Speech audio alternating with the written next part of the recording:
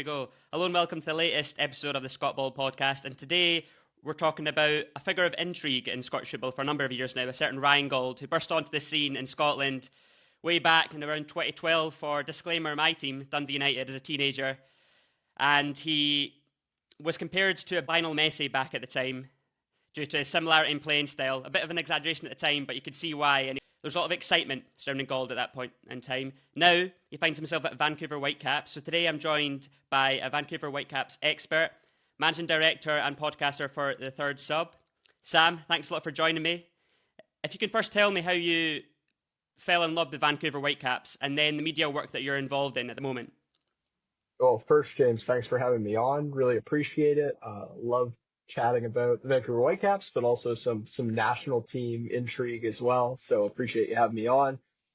Yeah, I mean, I'm 28 now, and the Vancouver Whitecaps came into Major League Soccer in my formative years. So I kind of feel like I've grown up and developed with the club as they've progressed. And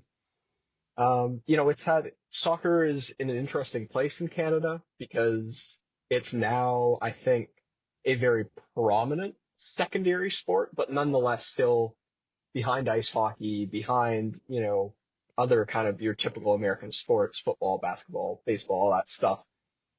It's had to kind of work its way into prominence. But I think through the growth of Major League Soccer, through the growth of the national team in Canada, there's a lot more interest in the game. And I think we've kind of seen that reflected in the Whitecaps. So that's certainly exciting. And someone like Ryan Gauld, who we're going to talk about, has been a big part of growing that interest, at least locally here in Vancouver.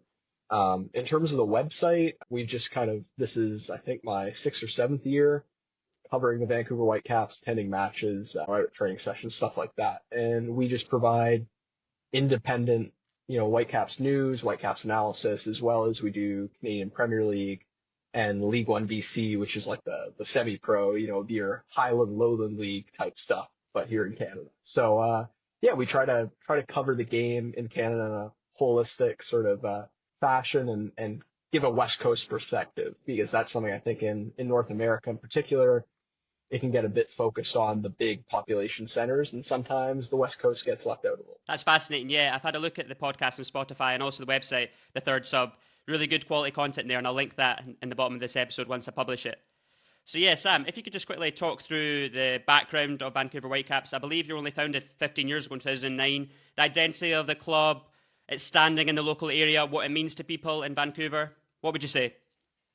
Well, so it's interesting because, in terms of being an MLS franchise, yes, only 13, 14 years of history, but it is a club with 50 years of history in the grander North American soccer scheme. So there was the NASL, the North American Soccer League, way back in the day. There's USL, which they played in before joining MLS. So it's a bit more complicated in the long term. But the Vancouver Whitecaps in some form as a club, as an organization playing football from youth all the way up to first team, this is the 50th anniversary year. So that's been kind of special. But yeah, in terms of the product, the style of club you see now, it's only been the last 15 years. And as I said, I think it's something that certainly historically and even now is still probably more of a niche, or those who are passionate about it are very passionate about, because you've kind of had to go out of your way to be a supporter at times, certainly in those past years.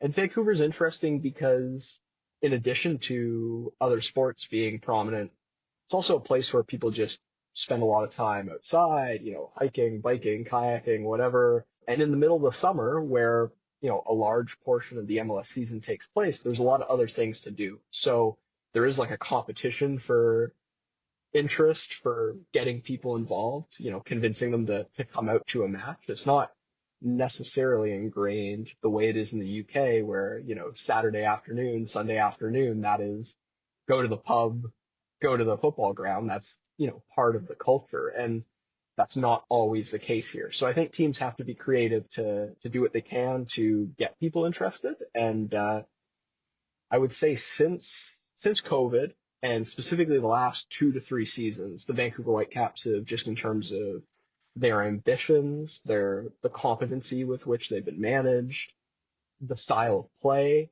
They've taken a big step forward. The results have been reflected on the field, and I think a lot of people are starting to get really excited about the potential for this team to go far in MLS, but also just the experience when you go to them. That's fascinating insight. I find it so interesting understanding and learning about the differences in culture between US and Canadian soccer in comparison to British and Scottish football. It's markedly different in a number of ways, but I think you share the passion that we do. Just if you were to explain the league system, because it is very different to Scottish football, I believe in MLS you've got the Eastern and Western Conference, and I believe Vancouver Whitecaps compete in the Western Conference, correct me if I'm wrong. If you could just talk Scottish listeners through how that works during the league season, how prizes are handed out at the end of the season. Yeah, give us a bit of an explainer on that dynamic. Sure. So, yeah, I guess it takes it's on kind of the franchise model, right? Like your NHL, your NBA, your NFL, and within that there's conferences. In some of these North American sports, there's divisions as well, and that gets even more complicated. But in terms of MLS, you've got, as you said, your Western and Eastern Conference, and those two, there is interconference play during the regular season, but you're not competing for the same playoff positioning. So in each conference, 8 teams, or I think it's maybe 9 teams now, will make the playoff, and then they do kind of elimination brackets on each side that leads to an MLS Cup final at the end of it. So you'd only ever meet if you're the Vancouver Whitecaps, you only ever meet an Eastern Conference team in the Cup final. You're not going to meet them early in the early rounds of the playoffs. And so they do hand out for the overall regular season league title, they do hand out a supporter shield, and that's sort of the best team in terms of points from either conference throughout the season. Ultimately, in terms of MLS, the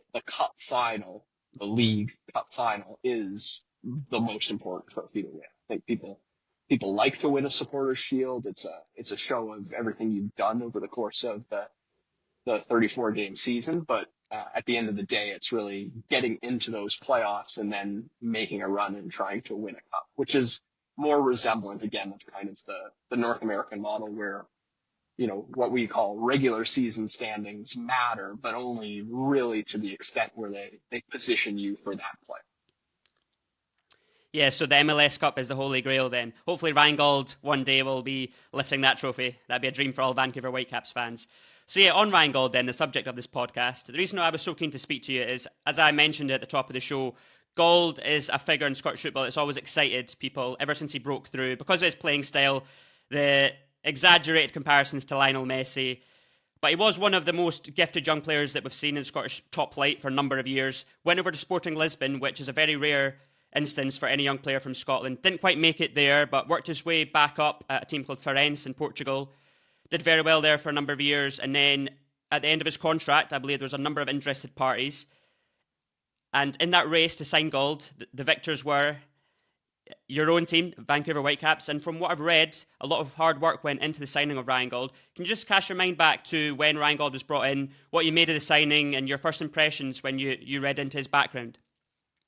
So I guess to set the table for this signing, this was a position, that the number 10 kind of pure attacking midfield playmaker was something that since the very start of an MLS franchise had been a player the Whitecaps had kind of coveted and sought after and looked for and never been able to quite find the right fit. So this was something where, every season, whether it was in message boards or people in the stadium or whatever, it was, when are we going to get this number 10 who can sort of bring everything together?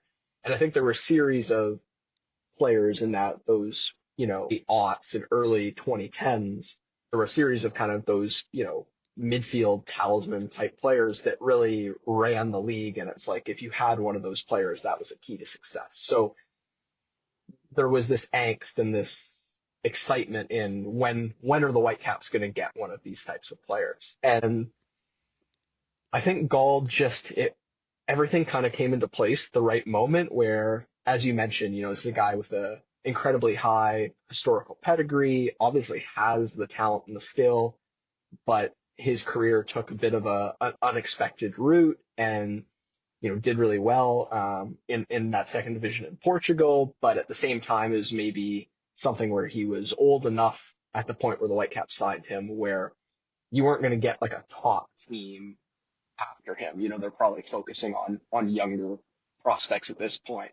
But he obviously still had a lot to offer at a good level. He's becoming a free agent, so you're kind of in a good contractual position. And I think the Whitecaps were smart where they were able to kind of, buy low on a player who I think it was pretty obvious when the Whitecaps signed him that this was at the very least going to be a very, very solid signing. And as it turns out, it's been everything I think the club could have hoped for. They have that key player that everything sort of circulates around, right? And I mean, I think in terms of impressions of him as a player before he came to the Whitecaps and what supporters and analysts and whoever you talk to knows about Gauld now, I think the thing that can't be understated is just how hard he works off the ball, how selfless he is.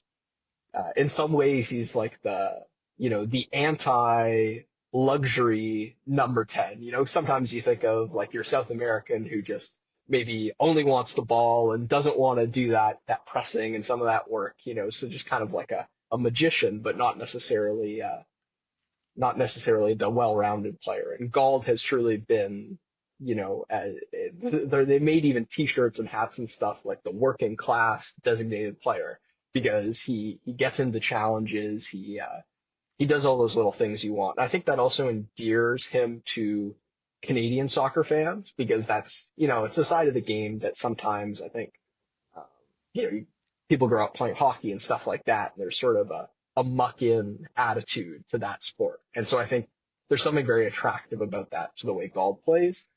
And I think it's also something it seems like he's kind of learned and added to his game along the way because he, Ryan's talked about it where he was humbled several times along that journey, right? Obviously a player of great promise. And I think everything was a bit too big, too fast for him. He just wasn't quite ready for it. And he's talked about that. And so he kind of had to grow up, reinvent himself a little bit. And now he's, playing at an incredibly high level. Like I think probably was in the running to be league MVP. Certainly the way he played at the end of last season, he was at that kind of level where he was one of the top 5 players in the league.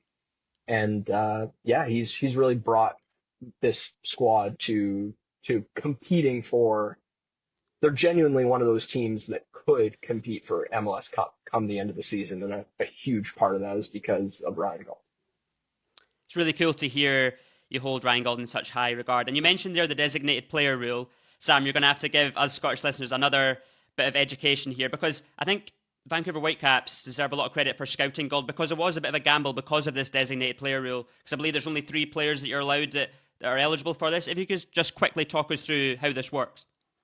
Yeah, so there's a bunch of funky things when it comes to like roster spots and even as someone who's covered this for a long time, I'm like, wait a second, that's a rule? So it does happen.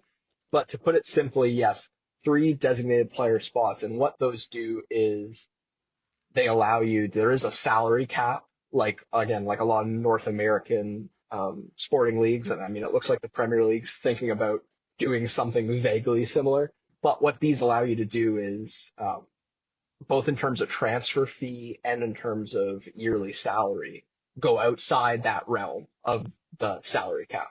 So you kind of have these luxury or these higher price players, even though you have to keep 25 of your 27-man squad or 28, man squad in a certain cap, you're allowed to step outside the realm of that for a couple players. So it's less important than it used to be because the salary regulations have loosened significantly, but it used to be, even when they signed Gauld in comparison to now, it was absolutely vital that you nailed those acquisitions because if you didn't have 2-3 designated players putting in top level performances, it was going to be very hard to compete. And now I would say, I mean, you've seen a team like Inter Miami, like they're bringing in tons of players and kind of circumventing a lot of these rules in creative ways. But it is important that you at the very least get quality players for those spots. And again, because the Whitecaps are a team that didn't always take full advantage of the rules, they weren't going to go out and,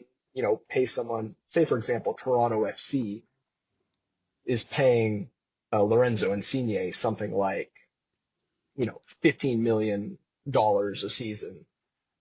That's his kind of yearly wage. And Ryan Gauld might be making 3 or 4. So, the Whitecaps have managed to get really good value for a high quality player, and they haven't had to go, into astronomical figures in order to do it with one of those designated spots. That's interesting. And you mentioned Gauld's salary there. I heard that he's now the highest earning player in the history of Vancouver Whitecaps, signed a new 3-year deal in January. So it's great to see a player who, as you said, has had some stumbling blocks along the way, earn so much and earn such a good livelihood.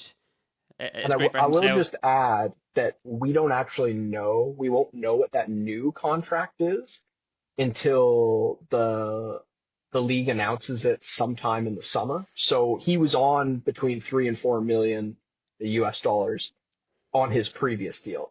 I'm assuming it will be more now, but I don't know that exact figure. Earning vast amounts of money, though, and as I say, it's really nice to see, because there was a bit of doubt surrounding the direction of Gauld's career a number of years ago, but now he's living a dream life, seems to love it over there in Vancouver, and he's flying in the MLS too. If you could just cast your mind back, Sam, to when he first arrived, the summer of 2021, and the first times you laid eyes on Gauld as a Vancouver Whitecaps player, what was your first impressions of him? Yeah, I think I was at one of the first training sessions that he took part in. And yeah, I'm trying to think of, in particular, I mean, I think something that, and this is reflective of the way the league has developed, but you can just tell certain players like that first touch or the way the ball is just glued to the feet. There's a certain like skill level there that is, I think, hard to replicate without a combination of natural talent and someone who's played the game at a high level from a young age.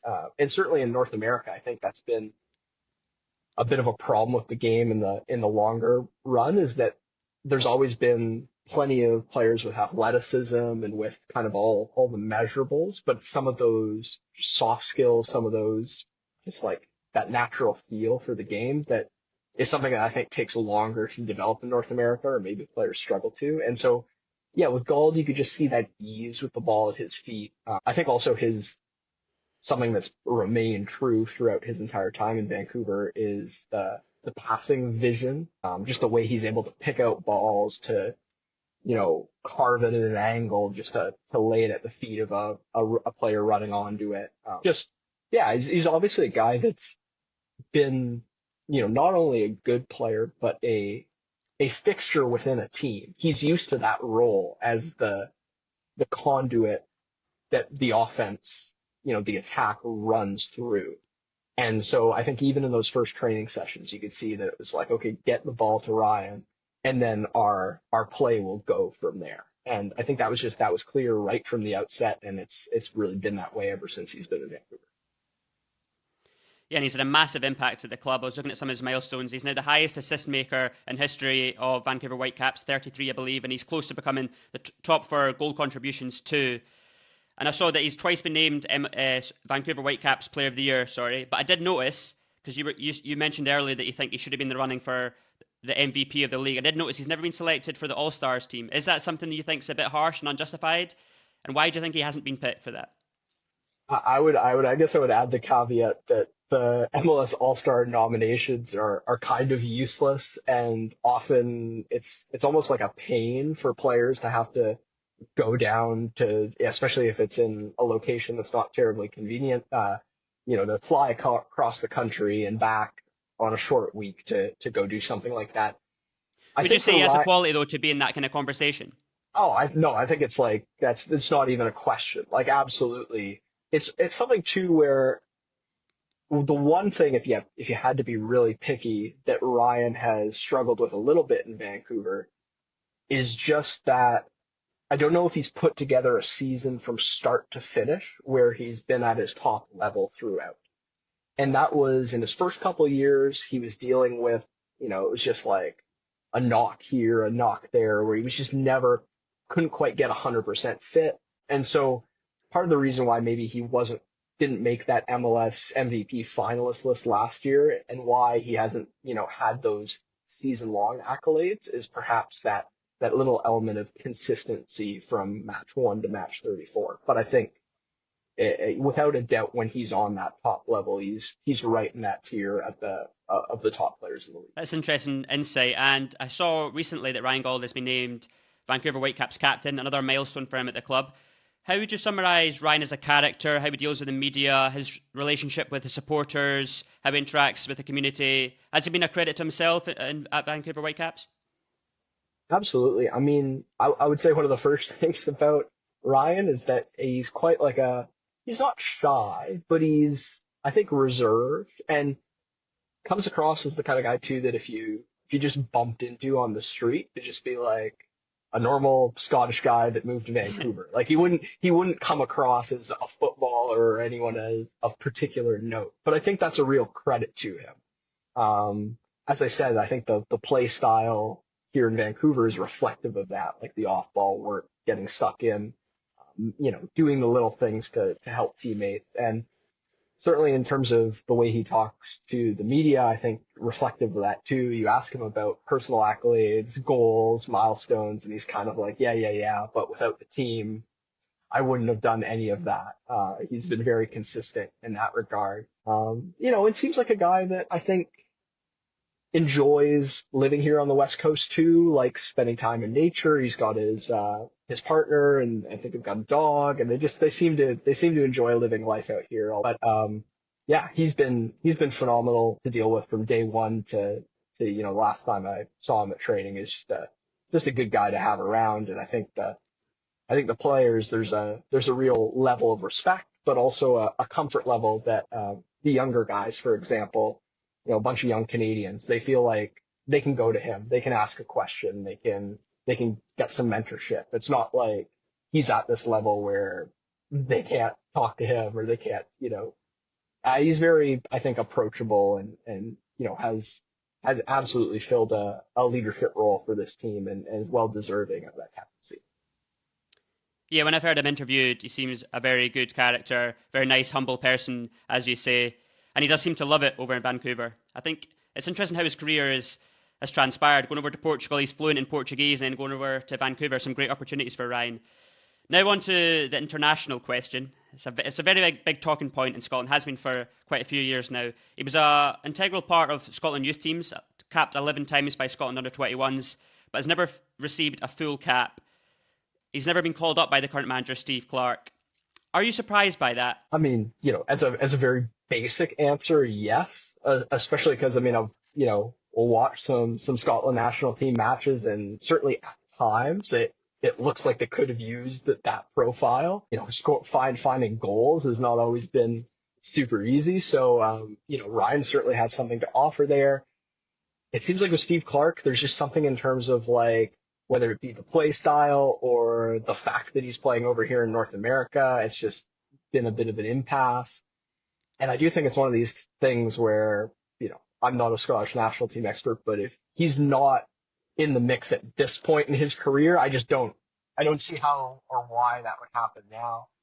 There's also been significant talk, both from the club and just in sort of media circles here, about trying to get Ryan citizenship and having him play for Canada in 2026, because the World Cup is here. There's going to be matches in Vancouver, all across Canada. And that is one of the things I think that when they signed him, they were like, hey, if it doesn't work out with Scotland, here's this thing you could consider in the long term. Now, Canada has developed a lot in terms of their national team. Ryan would have been like an absolute, starter every day of the week for Canada when they signed him. I think he still would play for Canada and play a significant role, but the national team, Canada at the time they signed Ryan was probably leaps and bounds behind Scotland in terms of national team profile. Now, after making the World Cup, the development of players like David Buchanan, things like that, it would be a more competitive squad to get into. But yeah, I don't know Ryan is always pretty blunt and pretty brief when he's asked in Vancouver about national team. It's basically like, yeah, I haven't heard anything. So to me, that says that I don't see anything happening anytime soon.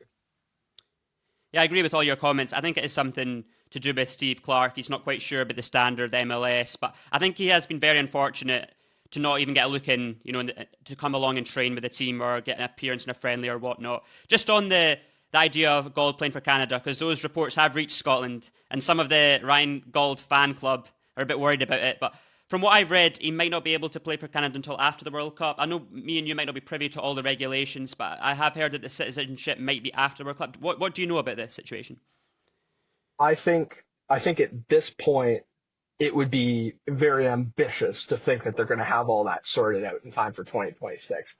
I only mentioned that in terms of this was the chat when he was brought in, is that this is something they might look to do. But I agree with you, and the Canadian system, just in terms of getting these permits, getting residency, getting citizenship, like anything in government, it takes a very long time. And obviously you can expedite some of this for professional athletes. But yeah, again, I think it would perhaps have been different if Canada was in a desperate way for players. But I think at this point, the strength of the squad is high enough.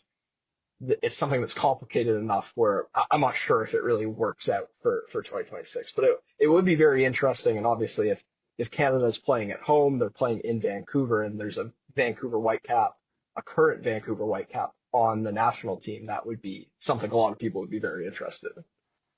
Yeah, it's certainly an intriguing opportunity for Ryan Gauld that I'm sure he would consider. Just tactically, Sam, the Scotland national team at the moment under Steve Clark would play a 3-4-2-1, so two deep line midfielders and then two kind of number 10s in behind a striker. At the moment at Vancouver Whitecaps, where does Ryan Gauld fit in and operate in the team? So broadly speaking, I would say, first of all, Vanni Sartini, the manager of the Whitecaps, is very tactically fluid. We make a bit of a joke that he tries to turn pretty much every player into a wingback at some point, and that he'd probably play with 11 of those sort of wingback transitional threats if he could. But basically it's always a 3-4-3 in defense. And then, on the attack, it's often, it kind of depends on who they're playing against, but it's either a 3-5-2 or, you'll have, and that could be two more kind of target men players up front. That could be Gauld playing off the shoulder of Brian White.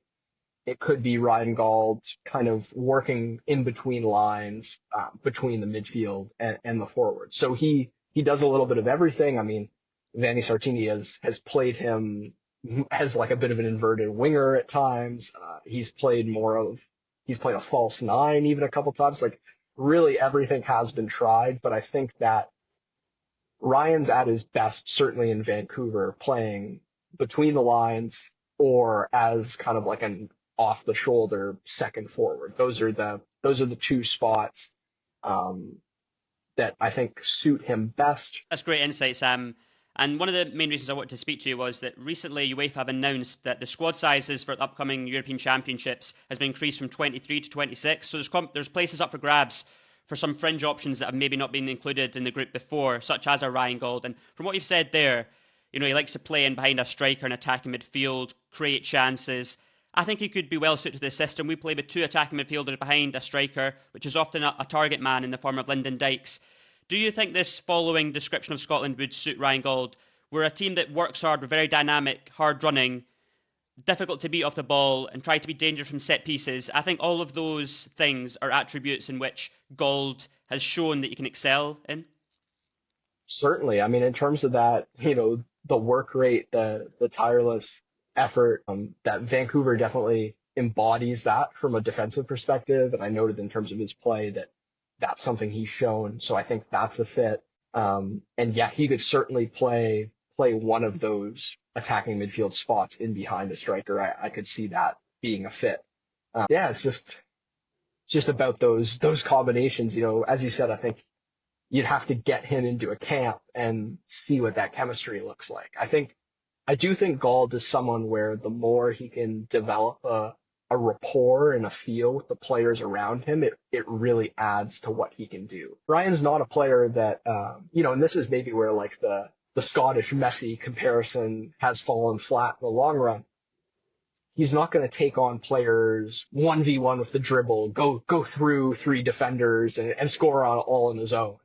That's just not really, it's not even necessarily because he's not capable of that in some moments. That's just not the game he plays. It's more of a facilitator popping up in the right areas. I think sometimes it's not as flashy, but still has real value. What we're looking for, typically Steve Clarke is the kind of player you're describing Ryan Gauld is, and that's why I do find it frustrating, because I think there's a bit of a falsehood that Ryan Gauld is a luxury player, and what you've said today is the exact opposite. He'll give 100% off the ball to run himself into the ground. So, yeah, I do think he's got something to offer.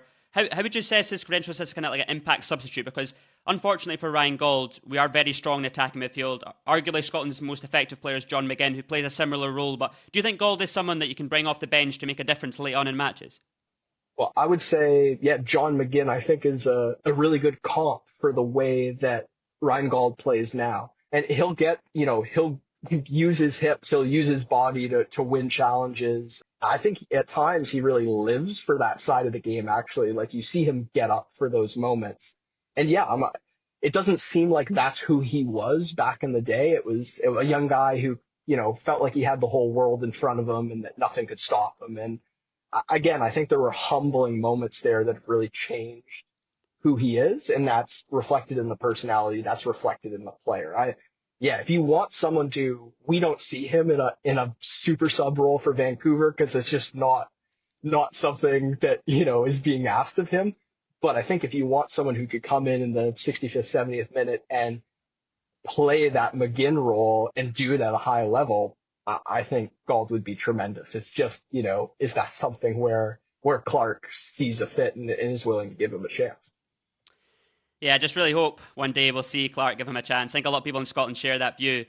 Staying on the international theme, but moving transatlantic to your own country, Canada. It's a very exciting time. The World Cup coming around in 2026. How excited are you for that? And what do you expect from the Canada men's national team? It's incredibly exciting. As always, there's like the politics stuff behind the scene with any World Cup of how much money is being spent, how the government's dealing with it, all that very unfun stuff. But in terms of the football, it's tremendous because, Canada managed to make the World Cup a cycle early. Everything was pushing towards 2026.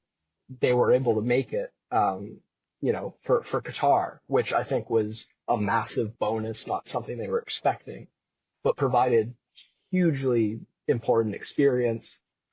They didn't pick up a single point, but they played well against Croatia. They played well against very unfortunate. The first game against Belgium in particular, I thought. Belgium, they had good moments against all three of those teams. And obviously we saw that, Belgium really maybe wasn't that good, but certainly Croatia and Morocco had a lot to offer.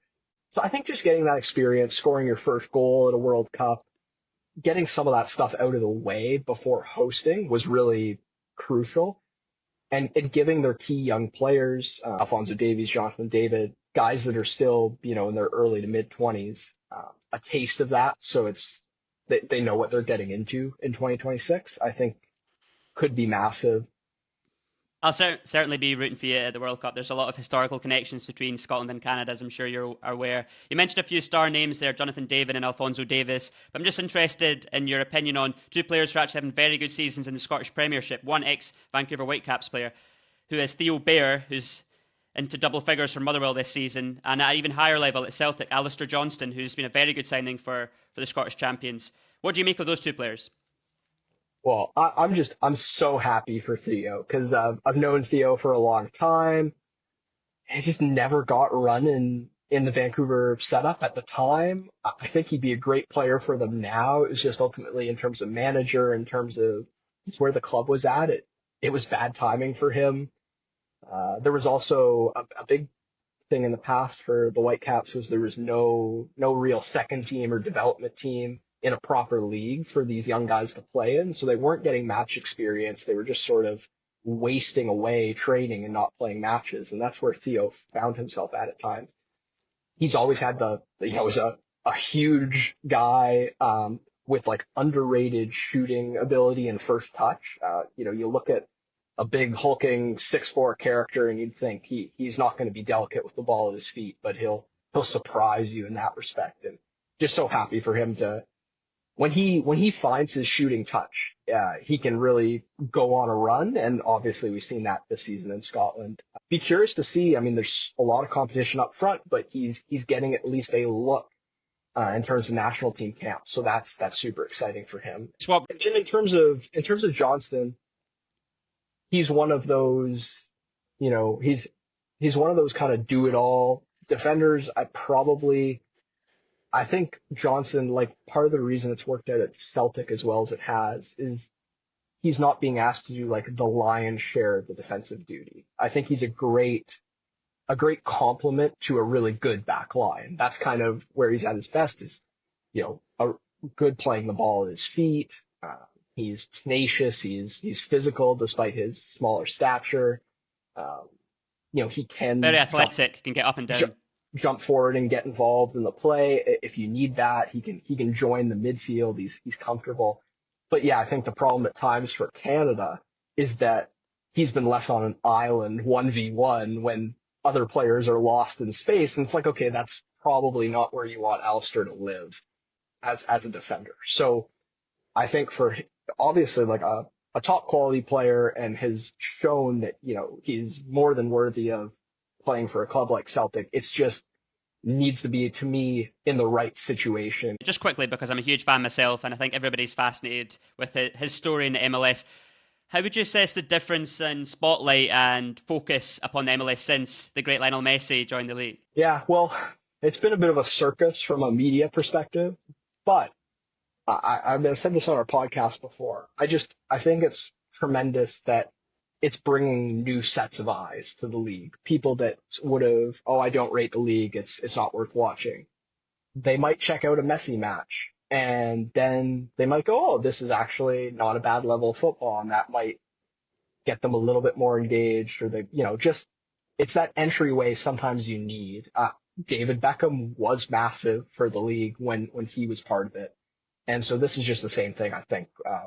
Obviously he's been doing a tremendous job when fit and scoring goals and carrying his team. But I just like it in terms of the visibility for the league, that maybe some people that weren't watching might see the same thing I've seen, which is that the league has taken some big steps in the last 4 or 5 years, and that if it suits you, it might be something worth checking out.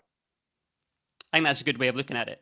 So Sam, the time has come. If you could quickly just tell the audience here your first years supporting Vancouver Whitecaps, and then if you could build your favourite 11 from those years.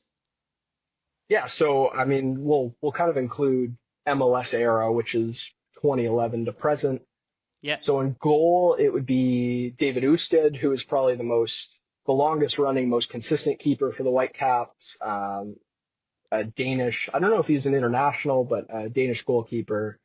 Just really nice guy, and was kind of in that mid 2010s era when the Whitecaps did have some success. Then at the back, we're going to kind of continue with that mid 2010s theme, and we're going to roll with Tim Parker, who was a young American at the time, is still in MLS, and he was paired alongside Costa Rican international Kendall Waston. Those two were just like your prototypical, too physical, aerially dominant, didn't allow a lot past them. Okay, in terms of we're probably going to play 4 at the back in this virtual 11. So Alphonso Davies has to be one of those fullbacks. I mean, that one's kind of self-explanatory. In terms how good was he when you saw him? Well, I saw him for the first time when he played for Whitecaps FC 2, which was like the development team, as a 15-year-old. And even at that time, it was like, oh my gosh, what do we have here? I have the same feeling. I mean, I grew up playing ice hockey, and you play with some players that go on to play at the pro level, they're NHLers, and you just know, that guy's different from an early age. That was the feeling when you saw Davies. Someone who at 17, 18, I think kind of like Ryan Gauld, it was like even a professional league was an easy level for him. And that was quite something to see. He's an amazing player, Champions League winner with Bayern. So you've had 1 goalkeeper and 3 defenders. I think you need a right back. Yeah, so I think we'll go here. We're throwing it back again to maybe this is like nostalgia for me with some of the players that were around in my formative years. We're gonna go with South Korean YP Lee, who was again that same early to mid 2010s. I think you're just your prototypical kind of back four fullback. Could make a run, could get involved, but also was a good outside 1v1 defender, great crosser of the ball into the box, could cut inside and be a little bit creative as well. Diminutive guy, but really great personality. Great in the big Asian community in Vancouver too, and so it was kind of he was a fan favorite. So we'll run those four across the back four. Nice. And you're In going for a terms, 4-4-2 or a 4-3-3? What formation? I think we're gonna go 4-3-3. So across the midfield, I think we're gonna kind of roll with the theme would maybe be like South American box to box players. Love that. So we're gonna go for again from this kind of mid 2010s era, Tias Lava, more of like your pure number six. Like you're probably not gonna get a lot of progressive passes, but you're gonna get crunching tackles, good range defensively to kind of clean things up. So he'll kind of, he'll kind of take those deep lying responsibilities. And then I'm going to go for my first current Vancouver Whitecaps player, which is Andres Kubas, the Whitecaps' other designated player who isn't named Ryan Gauld. And he can play that destroyer at the six as well, but can spray the ball wide, can pick out 40-yard passes, can make runs, can shoot from outside the box. He can do a little bit of everything. And so just kind of the perfect midfield player when you have talented opposition that you're trying to shut down. Certainly in this current team, Kubas is the guy the Whitecaps look towards. And it's just a team that, Vancouver doesn't look quite the same without him on the defensive side. So important there. And then for the third midfielder, because we have a lot of defensively conscious and responsible guys, we'll go for Pedro Morales, who is a Chilean.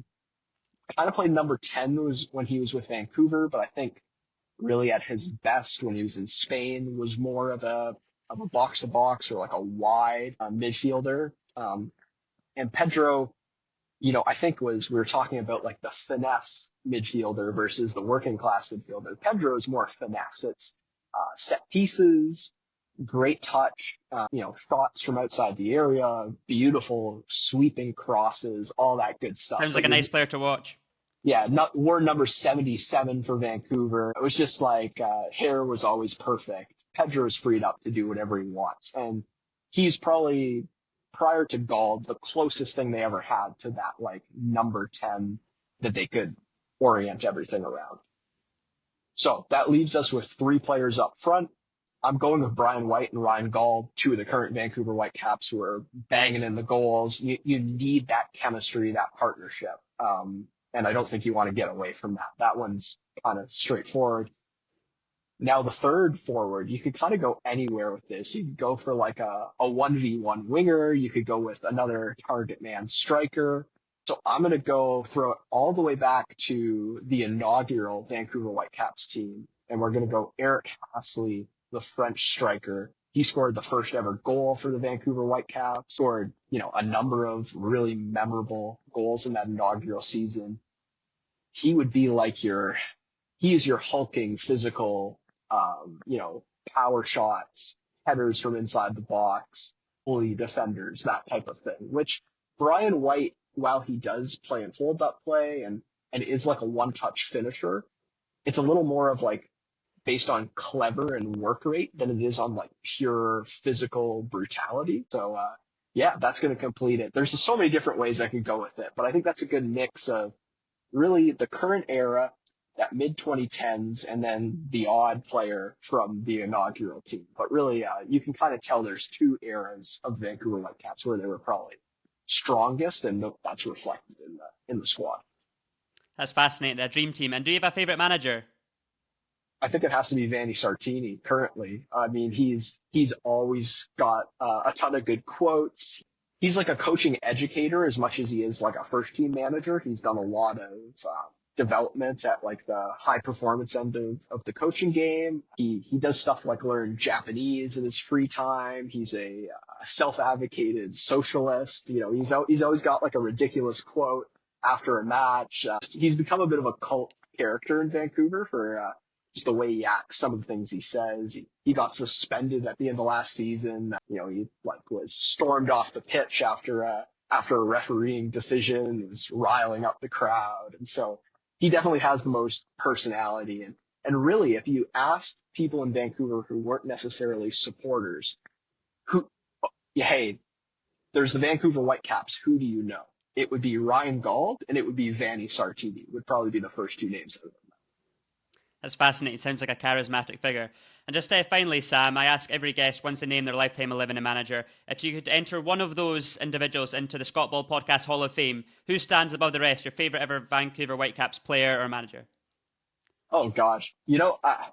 This might be a little on the nose and cliche, but I think it has to be Ryan Gauld, to be honest. I mean, he's this type of player the Whitecaps were looking for since their inception as an MLS franchise. That player that had the pedigree, but was willing to put in the work and could help bring the club to a new level. And he's done that. And there's the hope, certainly, that he can continue to push this team further. They've had a good start to the season. It looks like they're trending to take another step. And if they're going to do so, Ryan's going to be a huge part of that. And if they're able to win a couple rounds in the playoffs, push closer to an MLS Cup, then that's a very easy decision, I think, to put Ryan Gauld in that class. I'm delighted Ryan Gauld's joined the Hall of Fame. As I said, I saw him coming through the ranks at Dundee United as a teenager, so I'm really happy about that. Sam Rowan, everyone, the guest. You've been a great guest, fascinating insight, very knowledgeable. And yeah, who knows, maybe see in 2026. Am I right in saying that Vancouver Whitecap Stadium, BC Place, is one of the host venues? Absolutely. It'll be nice to get some real grass in there. Looking forward to that. So, and looking forward to the World Cup as well. So hopefully we'll see lots of people around in Vancouver come those festivities. Yeah, hopefully Scotland are there and we qualify. Who knows, Scotland beat Canada in 2026. That would be a dream. I would love that. Thanks very much for your time. You've been very generous for your time. Thank you, Sam. No worries. Yeah, thanks.